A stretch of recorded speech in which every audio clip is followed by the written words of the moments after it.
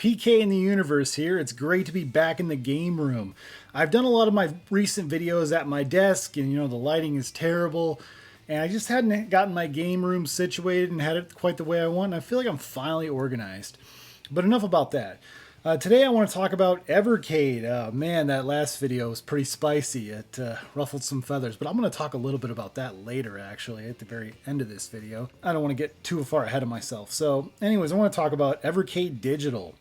Recently, I watched a YouTube video from another fellow Evercade content creator. I think I know him as Ethan on Twitter. I've had a few conversations with him on Twitter. I didn't even realize he had a YouTube channel. He's got like 100 some subscribers, I think, at the time of this recording, maybe like 111 or something.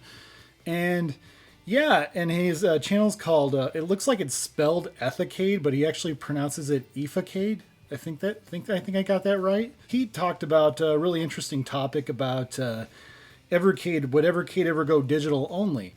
And I kind of agree with him on the whole Evercade would probably never do that because it's... But in fact, go check out his video too. I'll leave a link in the description below. Yeah, he talked about how, would Evercade ever go digital only and it would probably fail. And yeah, I thought that was an interesting topic. And so I'm going to do kind of like, this is kind of a video response, I guess, to his video because I enjoyed listening to it. It's a real short video. Definitely go check it out. Would Evercade go digital only? I personally, yeah, I agree. I don't think they would ever go digital only, but could they ever go digital? Could they ever have a digital store? I think that's an interesting topic in itself too. Yeah, it's could they do a digital store someday?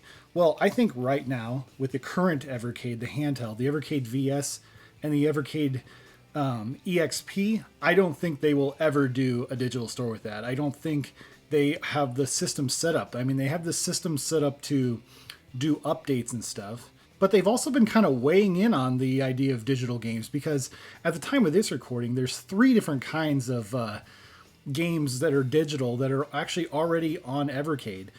First, you have, of course, the secret games. And the secret games are games that are in the system and you have to like put in a combination on your button controller and you can get certain hidden games.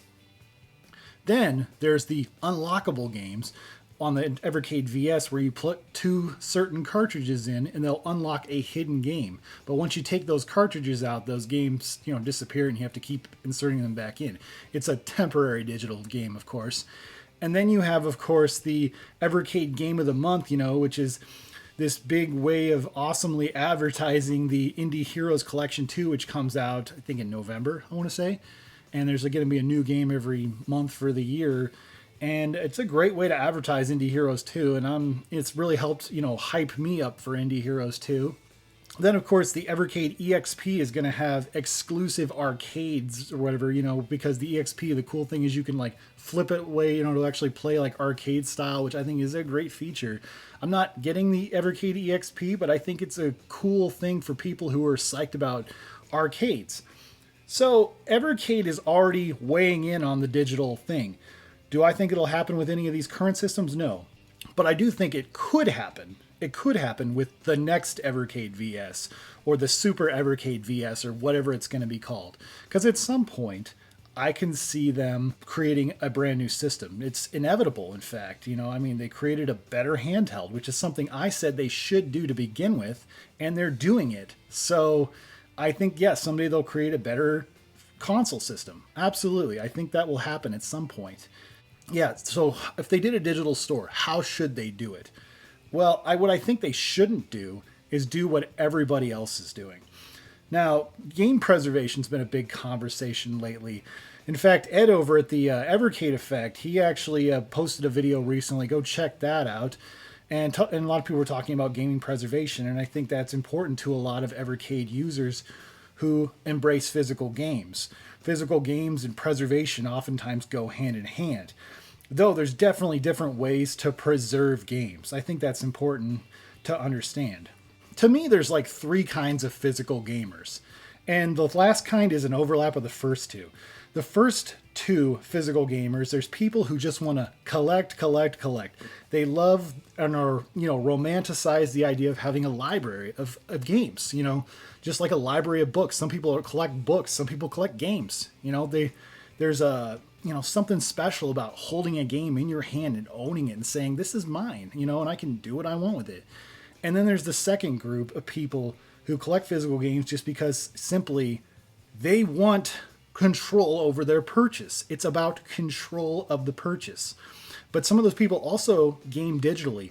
That's why it's great that there's platforms like itch.io and GOG, good old games or whatever, on PC, where you can buy DRM free games. There's so many physical collectors who maybe, buy a little bit of digital and just want control over their games.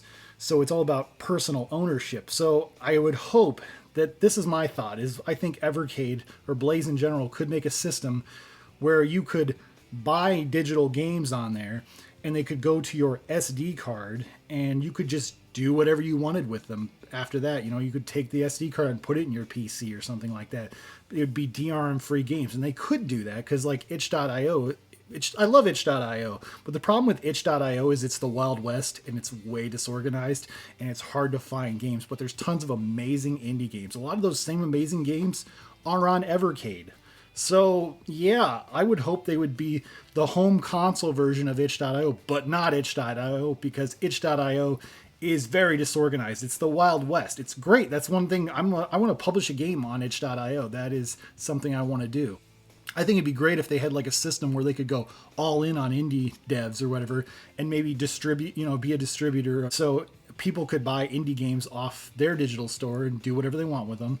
And that also could be a way to test to see what interest there are on specific indie games. And if those games are good enough, you create an Indie Heroes collection just for the very best games that come out.